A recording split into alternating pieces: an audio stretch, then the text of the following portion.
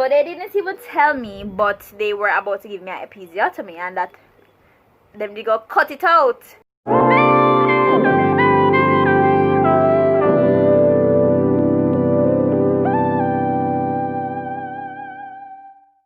Hi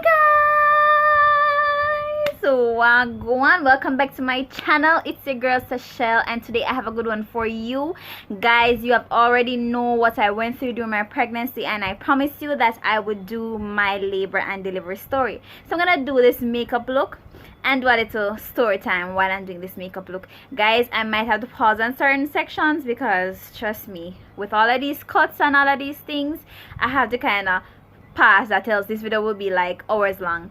So without further ado, let's get into the video. I am going in with this very dark color, the darker shade in the Juvia's Place palette. So let's start. Alright, so I'm gonna just go into the crease area with this one and just work my way in. Alright, so let us go to my last appointment. My last appointment was on the 22nd, I believe. That was a Thursday before I delivered baby boy, and I basically was on a weekly appointment at that point. So I was going for my regular weekly checkup, and by that time I was what, 8 months 2 weeks, yes, around 8 months and 2 weeks, and my due date was gonna be the 7th of September. Anyway, so I went to get my regular routine checkup, and basically I saw my doctor, and my doctor was like, okay, so I'm gonna check your cervix today. Mind you, this was the first time ever my cervix was being checked by my doctor. It was normally checking my tummy, ultrasounds and all of that, but this was the first time he was gonna actually check my cervix, because you know I'm almost there. But I didn't even think twice about anything, because I mean I have at least 2 weeks to go. So check my cervix. The most I'm thinking is probably I'm about like a half a centimeter or 1 centimeter is max. Going in with this brown shade right here, guys. So my doctor went in, put on his gloves, and I'm just gonna use this to kind of blend out the color. Put on his gloves and everything, and as soon as he went in and he pushed his hands in anyways, so as soon as he pushed his hand in, I saw him come out and take out, like he's taking off his gloves, and he was like, huh? I don't think you're gonna make it to your next appointment. And I'm like, bricks. Bricks? What do you mean by that? And he was like, well, based on what I felt, you are about like 3.5, 4 centimeters. 3.5, 4 centimeters, that is impossible. So he's like, so you're not feeling anything, any cramping, nothing like that? Mind you guys, I was not feeling any form of pain or anything that would make me wonder if like, is this baby gonna come early? Nothing. So when he said that to me, it took me by complete surprise. So guys, while I was surprised and all of that, I was like, breathe, you know, at least probably I have like a week or so. But mind you, I was telling you that he said that I was gonna make it to the next appointment, which will be next week. So that means that baby can be here like anytime. Like guys, I'm so dark. I went to the beach, got sunburned. That's a whole nother saga. Anyways, so yeah, so I got picked up, grabbed something to eat. But when I was in the appointment room, he did like a little sweep in there. I guess he was trying to kind of boost things up, and he really did, because by the time I went home, I had some cramping, and I was like, oh my god, what did he do up in there? What did he do up in there? I was really having some cramping, and I was like, shit, okay, this probably means that anytime tonight things are about to happen. So guys, I'm going to cut the crease now, and I think I need to do that part off the camera because I don't want to mess up, so I'm gonna get back. I'm gonna do that off the camera and then I'll come back. Okay guys, I've cut the crease and I am back. I'm gonna apply the color now. Alright, so yeah, so when I went home I was having some contractions and I thought that yeah, I was gonna go into labor, but they subsided and I was like, oh yes, good, nothing is going to happen, at least not today. So I'm gonna try to be very steady right here, guys.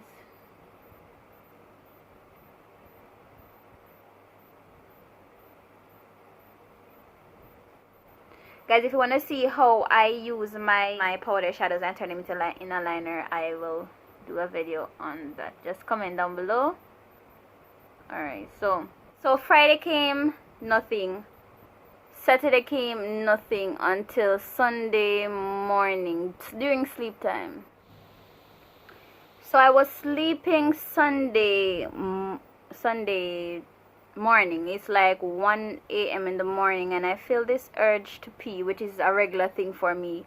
I've always wanted to pee like every 10 minutes throughout the night when I was pregnant. So I felt this urge to pee and I went to pee, and when I went to pee, when I wiped, I saw like mucus, but I was losing my mucus plug like from about 2 weeks prior to that. So but it was a little bit more than what I was accustomed to, so it still didn't alarm me, because when you're pregnant you see some stuff. You see a lot of stuff, so you're just going with the flow.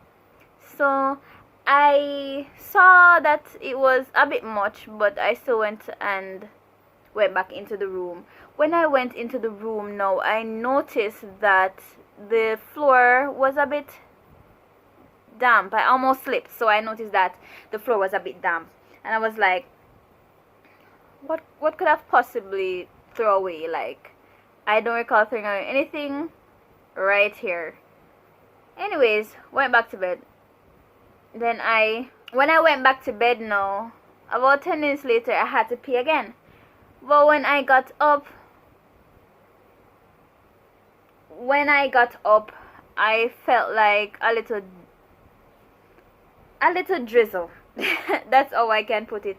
I felt a little drizzle, and I say, I think my waters have been broken. Normally when you see it on TV, it's like a splash and water is everywhere and people are creating excitement. That's not how it is. It's more like of a trickle, like a non-stop trickle. Anyway, so I called mom and I told her that I was seeing some mucus and I think my water broke. So she was like, okay, well, let's wait it out until the morning, because it's a bit late now. We never wanted to leave like that late. Well, early, but you know what I mean when I say late. So we were gonna try wait it out until early in the morning. So that's what the plan was. She came and she slept with me in the bed, because we were all kind of anxious. And I remember being in the bed and I just like, ooh, I just have like a little feeling like something is coming out, and then I jumped off the bed, and as soon as I jumped off the bed there was like a gush of water, like just spewing out. And I was like, yeah, definitely my water has broken. So by that time it was about after 4ish, 5, and mom was like, alright, let us just get ready and let's go. So I got ready and wait to reach to the hospital. When I went to the hospital now, there was like about 7 persons waiting for me waiting to be admitted, basically on the outside. They were in labor, whatever they were in, and then there was me. So I noticed so when I went in there, I told them that I think my water broke and I'm leaking and whatever. So basically they were waiting to check me and all of that. Went in there, I saw some persons in pain, like dire pain, pain, people vomiting over there, people in pain over there, person screaming over there, and I'm like, Lord Jesus, is this what I'm in for? But I wasn't sure how far along I was, because at this point now I didn't do any test as yet, and basically I went now to they decided to have me checked. So I went in, got checked, and when I got checked I was at 5 centimeters. So I didn't dilate a lot, or I probably was progressing slowly at that point from Thursday up till now, or I'm not sure how fast that is. And yeah, so I was at 5. So by that time, you know, at 5 you are in active labor. So they basically admitted me so I was about to get a bed before all of these persons that were there weeping and mourning and all of these things. So I was there 5 centimeters in no form of pain. I was just there cool, took off my clothes, was in the hospital gown thingy, sitting there eating, and I was just sitting there just looking like at everything, observing everything, and and I was like, how on earth am I not feeling anything? And then I ended up seeing someone that I went to school with, so we were talking for the most part. She was going through her pain. I think she was about at 7 at that time, and I was kind of comforting her and all of that. And yeah, so I was there, I was in labor, but I was not feeling any form of pain. I think if you did not see my story of my pregnancy illness, I will link it either here or here, so you can see why I think probably God has just given me a break, because he realized that I had gone through so much already during my pregnancy. So I think he was just being so good to me and just give me that break. So yeah, I was there, and nurse kept on checking me and all of that. Was there no pain whatsoever, and the next time the nurse checked me, I was like at about 7, and at that point she was like, okay, she's gonna monitor me, because there are not a lot of machines like overseas in the US, and you have a lot of machines per person. It's like they kind of use one machine to do everyone, so it's not like over there where you can get your check and you have a monitoring and everything, you know, it's terms. So because I was progressing so fast but I wasn't feeling any pain, she decided that she needed to basically check how my contractions were. So from that she realized that yes, I was contracting, but the amount that I was contracting was not enough for me to deliver a baby. That was her words. Like, with my contraction, I'm not going to be able to push this baby out, because it is too, the pain is not much, and it's really the pain that allows you to push. So she monitored me and saw that, and she said okay, she's gonna have to put me on some medicine that will basically give me pain so I can push. It's not an induction, because I was already progressing in labor. I just was not feeling any pain. So basically she was gonna give me pain so I can basically push the baby out. So people were there screaming, and I was like, who's now? And I was sitting like this. Okay, am I supposed to sit this way? Am I supposed to sit that way? It's like I was there, and I was like, I was good. So guys, I finished the eyes because can't talk while doing all of these cuts and all of these things. So this is the eye look. Anyways, so yeah, so monitored me, saw that I was contracting, start me on the pain medication, and it was through my IVs. And I did not start feeling any pain till the bag was like about half. I started to kind of feel something, and by that time I was like going on 8 centimeters. And the nurse came to me, and she was like, you know, all of these persons that you see here making all of these nice, you're gonna have your baby and you're gonna go home before them. And I'm like, please. I mean, I heard that when you see your pain start to heighten, that's when you kind of start, you know, something's gonna be happening. So I wasn't convinced, because I felt like I needed to be feeling some sort of pain to be even close to be delivering. Anyways, now she said, you know what, I'm gonna bathe this baby, and then afterwards I'm gonna come and get a doctor to come and check you on all of these things. She went to bathe the baby, and that was like, she took about half an hour now. Half an hour came, and she came back with a doctor, and the doctor was like, no, by that half an hour now, I was starting to feel like Alright, I kind of feeling something now. I think it's not unbearable, but it's in my head like I don't want to be going through this. I need to basically get this baby out. So it was more like I was actually taking breaths, and it was kind of getting painful, and no, it kind of stopped me in my tracks then. And she came in with the doctor about half an hour later, and the doctor was like, okay, so she went in to check. She says she's gonna check my cervix. So she went in to check my cervix, and while she was checking, she was like, okay, I wanted to just bear down a little for me. And I was like, okay. So I was like, this lady looked dry in my, you see guys, my foundation is not even matching because I'm so much darker. I went to the beach and I got sunburned, guys. Anyways, so she was like, miss, you're not doing anything.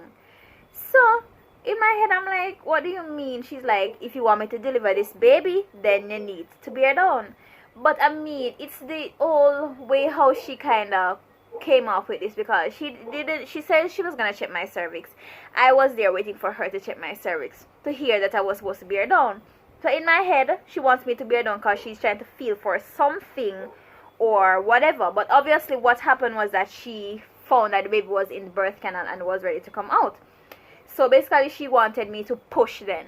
So when she said that, no, it kind of strike a red flag, like, okay, she means that, you know, baby's coming, so I need to push. She didn't tell me that, oh, you're at 9 centimeters, 10 centimeters, time to push down and all of that. None of that was told to me, and that is the only part, like, I was like, so unprofessional. Anyways, so she said, push, and I was there, and I pushed, and I pushed, and I pushed.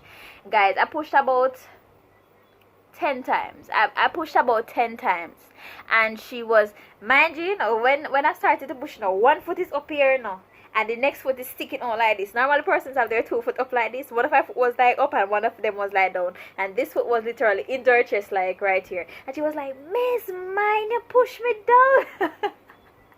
Because she was bracing my foot against her chest, and I was like pushing like oh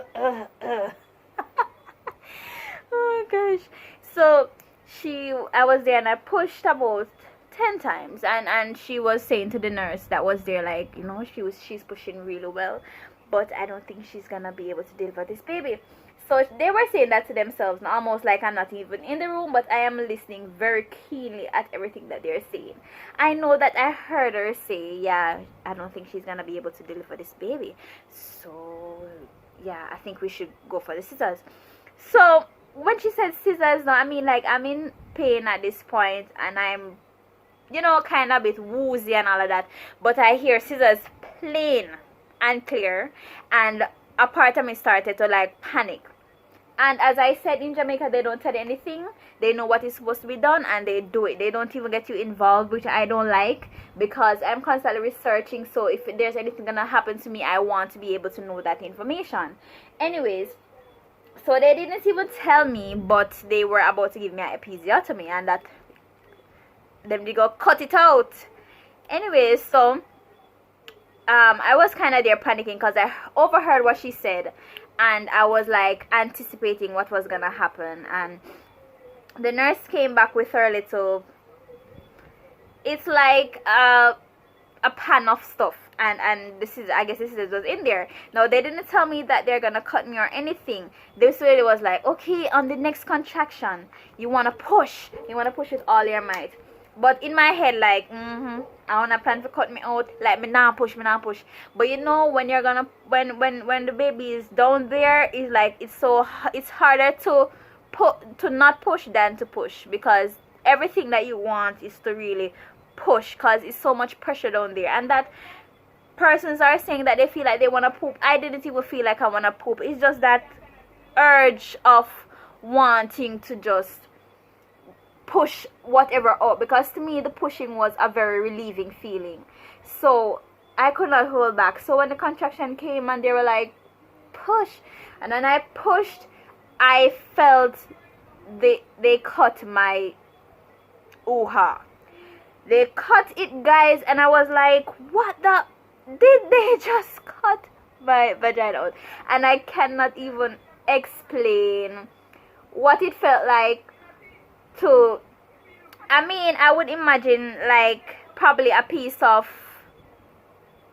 chicken breast, a very tough chicken breast with a little grizzle. That's how I would explain the feeling to be. It was not painful at all. It's just the unusual feeling of something slicing your skin, and because down there was pressured already, you don't really feel the pain of that. And by the time they cut it out, when they cut it first, I heard, after they cut it now, I heard the lady, like, she's saying, is that good enough? And the doctor was like, no, cut it further. Guys, in my deep state of anxiousness, anxiety, and all of these things now, I was like, okay, I'm done for. I was already worried about the fact that my vagina go back and all of that. Now I know for sure that it will not go back. So I was just over it at the time. Do what you want, do whatever you want, kill me for all I care, cause I'm dead pretty much. So yeah, so they did that, and by 2 more pushes the head was out, and it's such a relieving feeling when the head comes out. And after the head comes out, the entire shoulder and the rest of the body came out at the second push. And yeah, they delivered my placenta, and I was basically there to clean up and all of that. After I cleaned up, I was took on the, what they call it now, the postpartum care or whatever, on the ward after you deliver. That's where I was. And I was basically waiting to get stitched up because I was bleeding like crazy, soaking pads, because I had such a big ass episiotomy, and I did not even know that it was until what I heard the remarks was like. So I was there fretting because there was no doctor on ward to do my stitches, and I had to go in a little surgery room to get the stitches done. And it took them, at least, I delivered at 1-ish. I did, no, 1:25. That's when I delivered him, and I did not get stitched up till starting at like after 4 or so, and I was kind of panicking, like, am I gonna bleed to death, because I was bleeding so much. But there was no doctor on ward, so I basically was waiting to get the doctor to come. When the doctor came, I went in there. She was a fairly new doctor. She had graduated and everything, so she was not a student doctor. And she was like, my god, this is probably the worst episiotomy that I have ever seen, and I'm not sure I can handle this. And guys, them not even pardon you with the details, you know. Like, them just make you start fret. I think doctors were supposed to make you feel like, you know, everything is fine even if it's not fine. But she was like, plain, I don't think I'm gonna be able to handle this. Let me talk to my superior. And the superior, she ended up, she was there like another doctor was nearby, and she was like, Patricia, come here. And my legs were open like this onto the little horseshoe things, and she was, you think this is a 1st degree or this is a 3rd degree or whatever? And she was like, no, it's fine, and you don't think I need to go here, because it's like a lot of chit chatting, and like 2 doctors are like over there looking into my vagina as if it's nothing. And she's like, no, that is fine, just so, but ensure that you don't get a sphincter muscle. And I'm like, sphincter muscle? Ensure you don't get the sphincter muscle. So what exactly happened? Because basically when they cut me, they cut in straight into the anus. So guys, so traumatizing. Anyways, so they were basically sewing anus and vagina.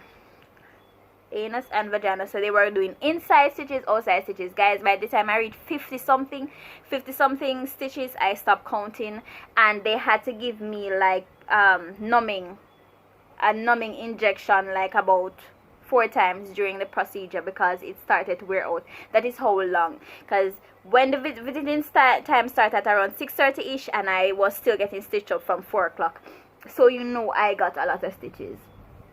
And yeah, so she ended up deciding to go ahead and do it and not call anybody. So I guess she figured that she could handle it, and I guess she did, because I'm gonna let you know what happened in postpartum.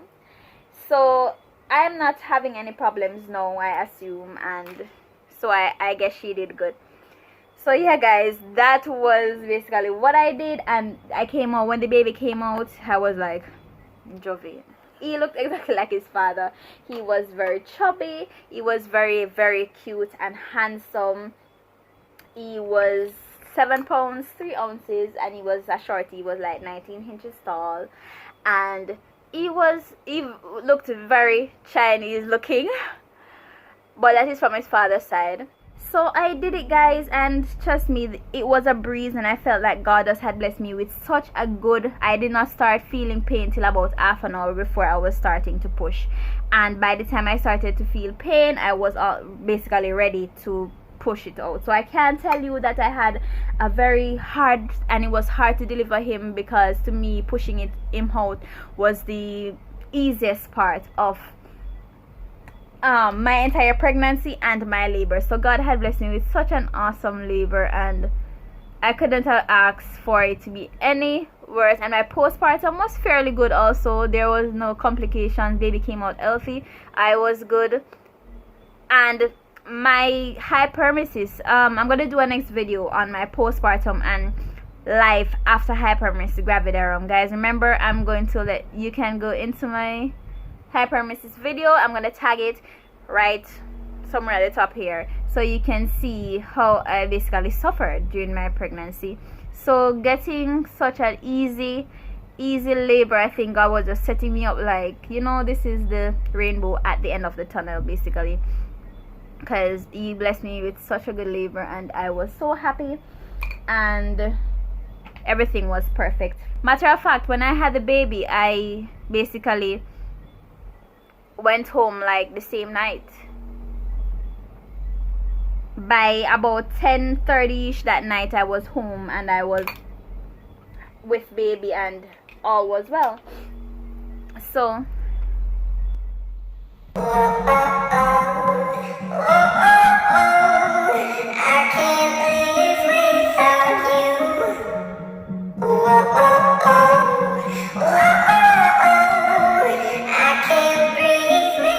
guys, yeah, so this is the look, and I'm so in love with how this turned out, guys. This very neon, very chic,